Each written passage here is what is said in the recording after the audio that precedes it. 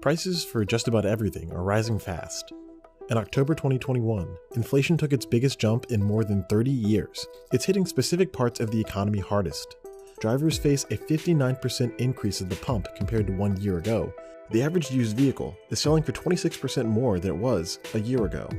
Vacation homes are renting out at a premium too. Nobody likes inflation. Nobody wants to pay higher prices for anything, really. Maintaining stable prices is one of the Federal Reserve's main responsibilities. In recent decades, the economy has hummed below the central bank's target rate. Now, post-pandemic, the Fed, they want inflation, at least for a while, to be above 2%. And they'll get exactly what they want simply because of the acceleration in rent growth. Critics say there are signs of turmoil in the economy that the Fed isn't hearing. I think it's pretty darn clear that the Fed cannot control inflation on the downside or the upside, given the current experience. The central bank has its defenders too. The weight of the evidence is finally going Powell's way. Team Transitory is going to win. There's a lot of reasons to think that inflation is transitory. It doesn't mean it's going to be 2 months. It could be a year, but it's not going to be 4 or 5% a year for the next 5 years. In the backdrop, governments are spending big to keep society afloat. The U.S. Treasury's debt is managed by the Fed. The bank's assets swelled as it printed trillions of dollars to backstop the country, which leads to the question, can the Federal Reserve control inflation? And if so, what could it do to rein in the cost of living in the United States? The people who manage the U.S. economy prefer to keep inflation around 2%. That's because a low and steady rate produces a healthy business environment. These rates are tracked in categories like food, energy, and housing. These components are then weighted against one another to establish their importance. The final scores that are produced are then recorded over time. The primary one you hear about on the news is called the Consumer Price Index. It tracks all of the spending from 93% of the US population. Then there's the trimmed mean inflation, which throws out outlier data and focuses on core prices. Movements in the trimmed mean signal a more potent inflationary trend. Then there's the PCE. The Fed really prefers to look at PCE, that is Personal Consumption Expenditures Price Index. The Fed's preferred measure of inflation is broader than the trimmed mean, but it throws out some data from the energy and food sectors. That's because prices take bigger swings in these industries more frequently. What's included and what's excluded from each inflation index impacts its reliability. Some, like Danielle DiMartino Booth, a former Dallas Fed employee, believe that the PCE is flawed. My biggest issue with the PCE is that for your average American household, you spend between 40 and 50% of your income on housing. If you look at it through that simple of a prism and understand that the PCE's input for housing is only around 22%, then you see that you're undercounting households' biggest expense by a wide margin. In the fall of 2021, the PCE numbers spiked to generational highs. When events like that happen, public officials turn to the Fed for answers. The Federal Reserve was originally set up to create a stable American banking system. Its role has expanded over its century-long existence. In 1977, Congress gave it a dual mandate. Part of that mandate is to maximize employment. The other part of that mandate is to stabilize prices or to basically keep inflation in check. Wilson says that the Fed's ability to manage inflation depends on the extent to which inflation is driven by the labor market. We're currently seeing inflationary pressures largely because people have shifted their consumption from purchase of services to purchase of goods. That has caused demand for goods to outpace the supply of goods in a period of time that suppliers did not have adequate time to really respond to that increased demand. In 2021, a sputtering global supply chain and backed-up ports are causing delays. Many people, including the leaders of the Fed, don't believe the economy has settled. Chair Powell previously said this bout of inflation is transitory, but now he's walking back from using that language. We tend to use it to mean that it won't leave a permanent mark in the form of higher inflation. I think it's probably a good time to retire that word and try to explain more clearly what we mean. The central bank believes current conditions don't change the long-term outlook. That's because in recent years, inflation has actually been lower than what the Fed wanted. Pre-pandemic, inflation was soft. The Federal Reserve had a 2% inflation target. It was below 2%. Now, post-pandemic, the Fed has been saying they changed their thinking here. They want inflation, at least for a while, to be above 2%. And they'll get exactly what they want simply because of the acceleration in rent growth. In 2019, newly elected Chair Powell argued that long-term expectations of inflation were low. Experts observing the labor market reported that the interest rate liftoff that began in 2019 cut the recovery short. Then, an unexpected event, the pandemic, pushed the central bank to create accommodative financial conditions. That means dropping interest rates, which in theory will make prices rise more quickly. Nobody likes inflation. Nobody wants to pay higher prices for anything, really. Economists believe that expectations are the primary driver of inflation. Well, people think inflation is going to be high for a long time. They're going to say, hey, Mr. Employer, you got to give me a bigger pay increase because inflation is going to be high. And the businessman says, if he thinks or she thinks inflation is going to be high, they say, fine, no problem. I'll give you the bigger pay increase, and then I'll pass along the higher price increase to consumers. And then lo and behold, people's expectations, their views of the future inflation actually results in higher inflation. That's the problem. A wage raise means a corresponding rise in prices, unless productivity is increased proportionately. What do you want, a guy with 4 arms? But even people within the Fed think these models are broken. In September 2021, a senior economist at the Board of Governors published a paper. It was titled, "Why Do We Think That Inflation Expectations Matter for Inflation?" That's definitely a non-consensus view. The paper argues that the field of mainstream economics provides cover for a, quote, criminally oppressive, unsustainable, and unjust social order. The paper reflects the views of a wider movement of people who think the Fed needs reform.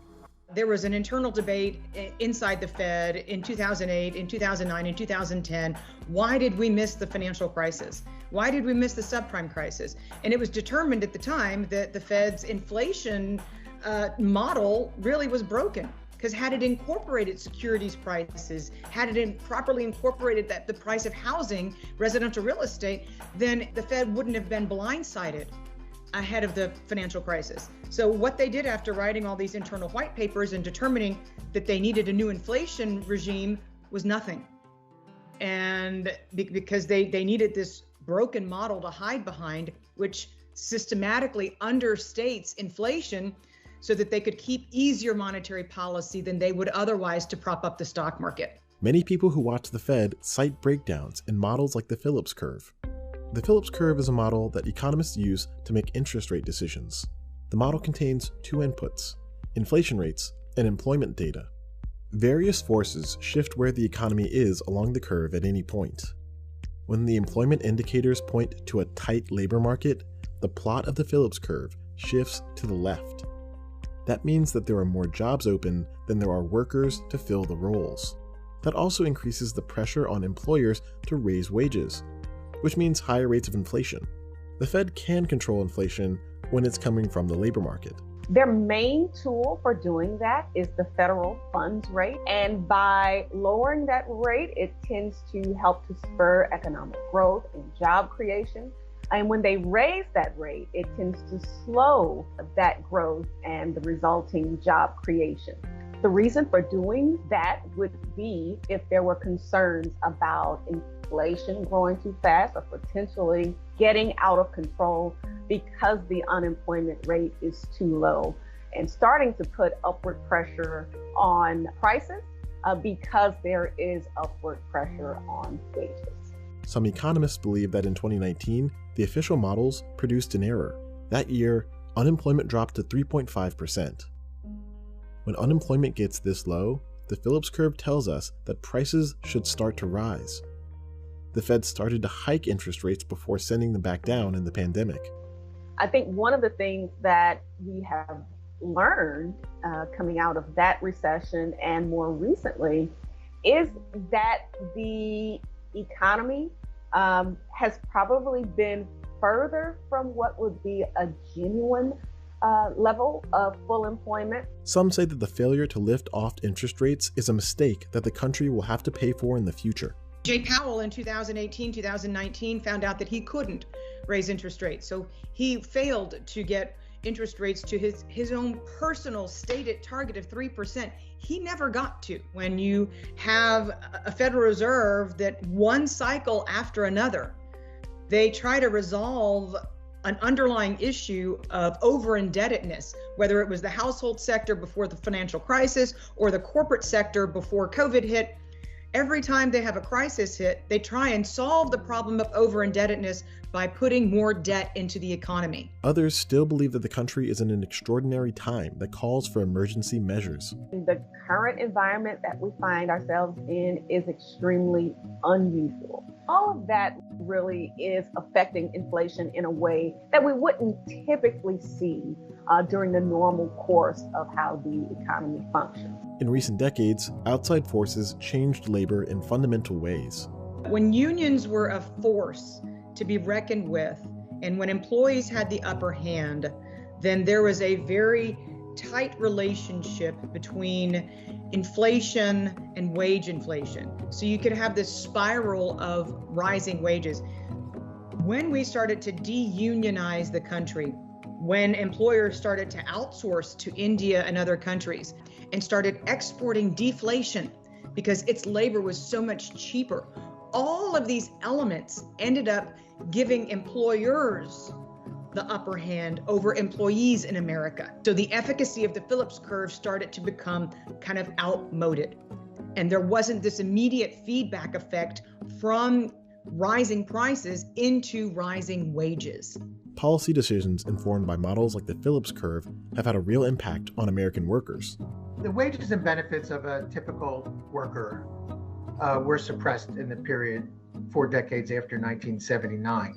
Why is that? Well, it's not because the economy was doing poorly or because of automation or because of low productivity growth. In fact, it was because of policies which generated a situation where wages were suppressed. Excessive unemployment because of failed macroeconomic policy, monetary and fiscal policy, to the bashing of unions, the decline in union membership, the failure to increase the minimum wage along with inflation, various new policies of corporations forcing people to sign non-competes and forced arbitration agreements. As a result, leaders are making adjustments to prepare for the new normal. Longer-term inflation expectations, which we have long seen as an important driver of actual inflation, and global disinflationary pressures may have been holding down inflation more than was generally anticipated. President Biden nominated Powell for a second term, hoping that would help the Fed maintain its independence. I'm nominating Jerome Powell. That will be important as the group embarks on a new and unusual decade. So I think the strategy the Fed is now pursuing, and it's the stated strategy, is to try to keep the job market really tight, really strong, for an extended period. And that means then you'll see stronger wage gains across all income groups, but particularly low wage groups. But it's a tricky thing and, very difficult to pull off. The Fed has kept interest rates near zero for more than a decade, and the outlook suggests that it will keep rates low for the foreseeable future. That's because the United States and countries around the world have failed to hit their inflation targets in recent years. The Fed itself was incapable before of creating inflation. It was, quote unquote, pushing on a string. So it said, we're going to allow inflation to run hot going forward so that we can try and balance out all of these years of not being able to produce the inflation that we said we wanted to target, of being underneath that 2% target for so many years. In other words, if the temporary bottlenecks caused by the pandemic and its supply chain disruptions fade, we'll need to keep interest rates low to keep the economy afloat. Some say the Fed may be better off pursuing a higher long-term inflation target, possibly of 3%. That could fight the expectations of sluggish future growth. I think that deflationary forces will continue to be a force, especially up the income ladder. Now that you can put an entire law library into a little chip of big data, you don't need a paralegal in the United States. You can get a paralegal in India. So higher income paying jobs right now are the ones that are at risk of being sent over shores. And nobody's talking about that. You're actually going to have inflation in terms of the amount of education you need in America. You're going to need that graduate degree to have the pure certainty of income security going forward, because you're going to need that next skills level up, because a lot of jobs that require a bachelor's degree are going to go away. So that disinflationary impulse is going to be there. But in the short term, the Fed and the entire country will wait to see if these price spikes calm. There's no obvious direct way the Fed can help. Really, the onus, I think, is on on Congress and administration. Lawmakers do have the tools, the ability. I don't think that the American Rescue Plan created this crisis, or that the Fed's monetary policy has created the inflation problem. Their ability to change the interest rate would do something. It would slow the pace of the recovery.